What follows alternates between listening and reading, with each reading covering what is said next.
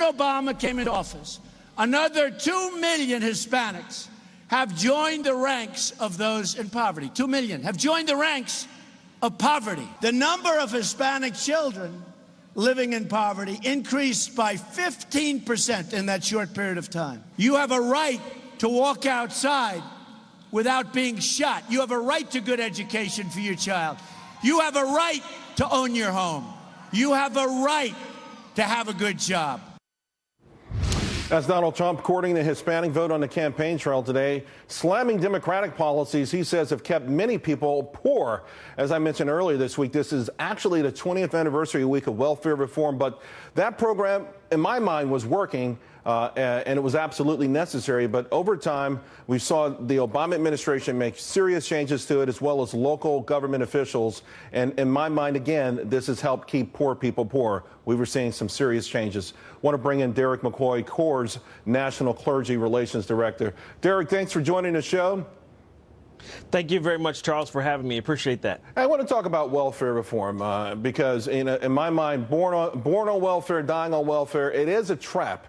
It is a trap. It's a seductive trap. And if you're born into it, it's one that makes it even harder to escape. What are your thoughts on the need to really massively overhaul it, somewhat to what Bill Clinton did? You got to get to work at some point. Absolutely, Charles. And I think one of the things that's so great is that 20 years ago, they did work together, and you saw some bipartisan initiatives where really they got down, they dug down together and actually created something that could work.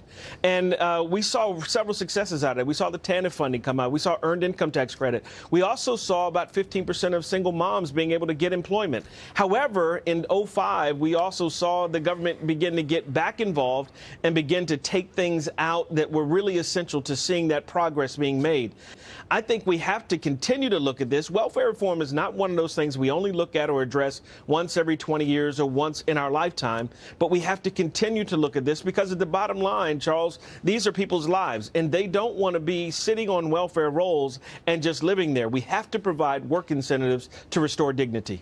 So, but by the same token, though, a lot of the communities where you have an overabundance of people on welfare seem to continue to vote in people who really the only promise they make is to sweeten it up a little bit, to increase the crumbs every now and then, to go to bat for them, maybe increase minimum wage, higher minimum wage. Hey, that's the answer.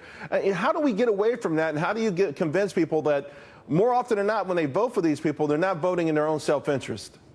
Well, you bring up a great point. And one of the things I did before I came on is just took a quick poll of CURE, the Center for Urban Renewal and Education's National Pastors Network, and a lot of those guys, and just asked them a few questions about that. And most of them would say, one, we feel like we're worse off, and most of the poor would feel like they're worse off today.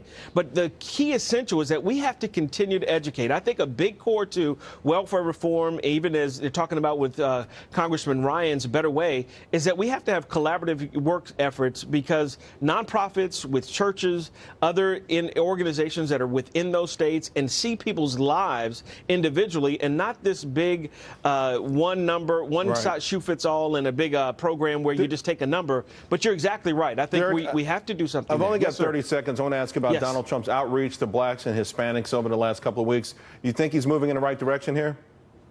Well, he's trying to make some earnest attempts. We'll give him credit for that. I think one of the things that has to happen, he has to come to some of those hard-hit communities and see what's actually going on, because that's where it's going to be really critical to earn their credibility. Right. I remember when he went to New Hampshire and he had the epiphany about the heroin epidemic, and I think you're absolutely right. Hey, thanks a lot. Star Parker said you were a star, and you are, man. We appreciate it. Thank you, Charles. Good to be with you. And folks at home, thank you very much.